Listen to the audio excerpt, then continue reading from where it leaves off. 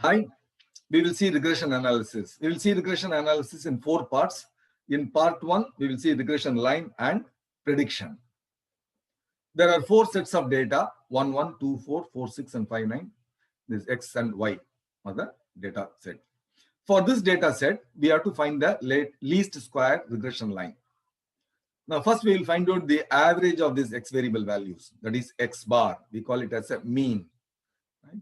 So I will add the X variable values in the numerator, divide by, in the denominator, I'll add the number of X variable values. 4 values are there, so which is 3. Similarly, I will find out for Y variables, that is Y mean, Y bar, which is sum of the Y variable values divided by number of Y variable values is equal to 5. Then we will find the sum of the squares for the X variable from its mean. For example, if you take the first value, X variable is 1, the mean is 3, the deviation is 1 minus 3. So I have to find out the deviation for all the Y variables of all the X variables from its mean. But if I add it, it will become 0. Therefore, in order to avoid that, what I will do is I will square it so that I will have only positive values. Then it will never be 0. There is no negative value to compensate with positive values. So 1 minus 3 whole squared for the first variable. Similarly, for the second variable, 2 minus the mean is 3, 2 minus 3 whole squared. I will do it for all the X variables. Add it up, it becomes 10. Now I'll do it similarly for the Y variable. SS, Y, sum of the squares for Y variable from its mean. So first variable is 1, the mean is 5, 1 minus 5 whole squared. For the last variable 9, the mean is 5, 9 minus 5 whole squared. Similarly, I do it for all the Y variables. Add it, it comes 34. Next, I will do the product of the deviation.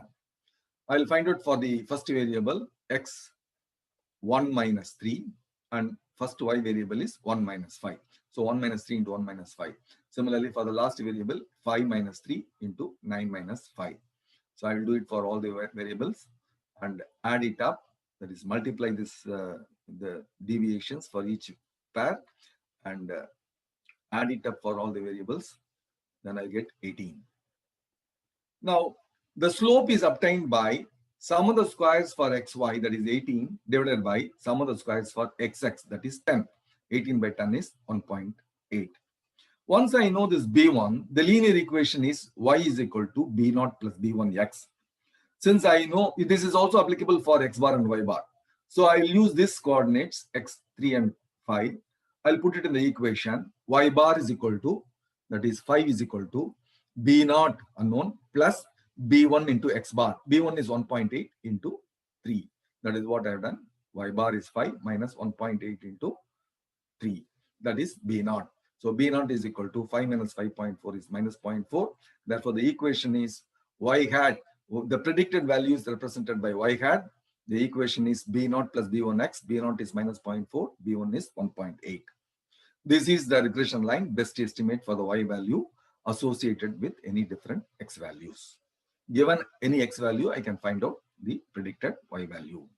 Now, how strong the relation is obtained by this ratio, correlation ratio, sum of the squares for xy, which is 18, divided by square root of sum of the squares for xs and sum of the squares for yy, that is 10 and 34. 18 by square root of 10 and 34 is 0.9762. This says that the relation is very strong because the R value is closer to 1. We will represent this in a graphical form. This is a predicted line, fixed x variable in the x-axis, y variable in the y-axis. Now this is the predicted y values, and these are all the observed values. And this is the mean of the observed values. Please note, mean of the observed y bar is the mean response value. And now I have drawn vertical lines to show the variation between the predicted value and the observed value. This is the unexplained deviation from the predicted value. Now, we will see a case study again. Let us take 30 values. Note the input variable values x1 and x2. In the Excel sheet under column A in cells A2 to A32, enter value 1. A2 to A31 only, 32 will be using it if required later. Right? And step 4 under column B in cells B2 to B32, we will type the observed values, that is y values. In the Excel sheet under column C in cell C2 to C32, we'll put x1 values. And in step 6, In column D, D2 to D32, we'll put X2 values. I will now explain why that 1 is typed here in the A column, right?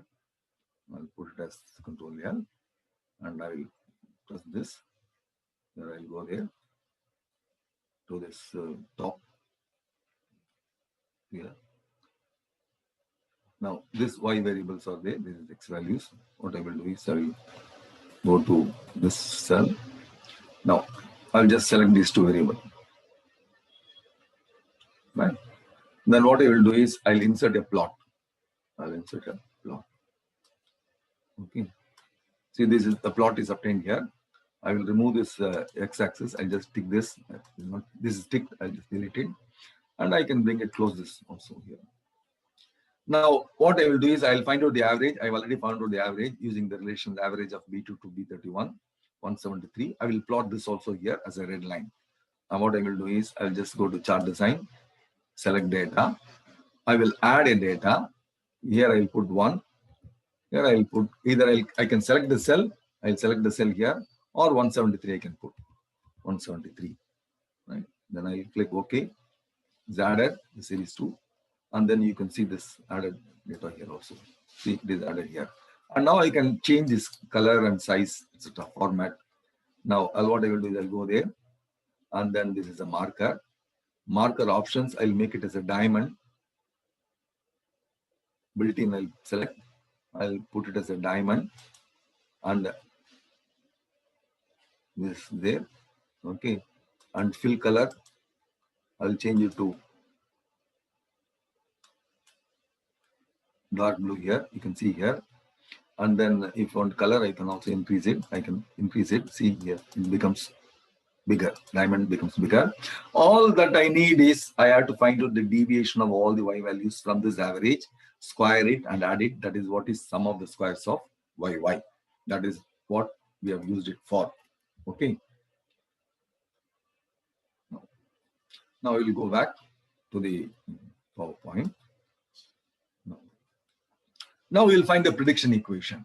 In order to find out the prediction equation, what I will do is select data analysis, and select regression. Okay, I will explain this here.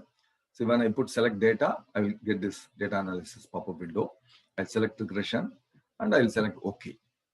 Once I select OK, then I will get this pop-up window again. Regression will be there. You'll see here, regression pop-up window is there. I will select the Y range here. I select the X range here, that is C1 to C31. Here it is B1 to B31. I'll click these labels, and this default is confidence level is 95%. Output range, I'll select any cell where a blank cell so that I will get this. This is what I have filled in, right? The confidence level. Label also I'll have to fill in. Once I fill in, I'll have to click OK, right? Now I will explain this, how we are doing it. I'll do it in Excel, right? So what I will do is I'll have to select data, right? So this data analysis there. If this data analysis is not seen, then what you'll have to do is you'll have to go to File, Option, and then in Options, Add-ins. In Add-ins, you go in, here it is there, the bottommost the thing, go, and then you see here Analysis Tool Pack.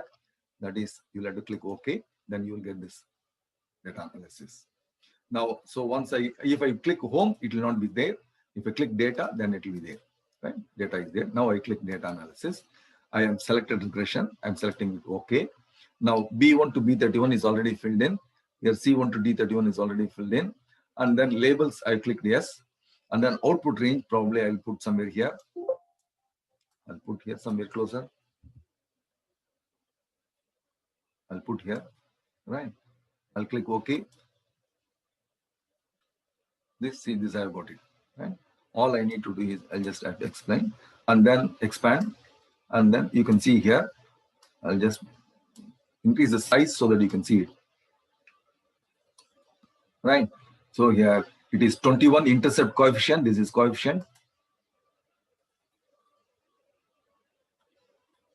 So coefficients 21, x1 coefficient is 13.8 and x2 coefficient is 27.3. This is what we will see it in the next slide here. Note the coefficients and fit the prediction equation, right? So this is what we have seen. We'll see it in the next slide very clearly. See here. B0, B1 and B2 are there. Prediction equation is 21 plus 13.8 x1 plus 27.3 x2. We can use this prediction equation to find the expected response in future for any known input variable values. Should we consider this one more variable, or is enough? We have got this correlation coefficient as 0.97, which is strong. But if you want, we can check it up whether it will be improved. Right? We will have to do it in Excel. And we will see it in the next part, R squared value calculation and how it is interpreted. So far, we have seen how to predict the Beste equation, linear equation, given the X variables and the observed value from the experiment. Thank you for watching. Please subscribe to my channel, and you can view more educational videos. Thank you very much. Stop sharing here.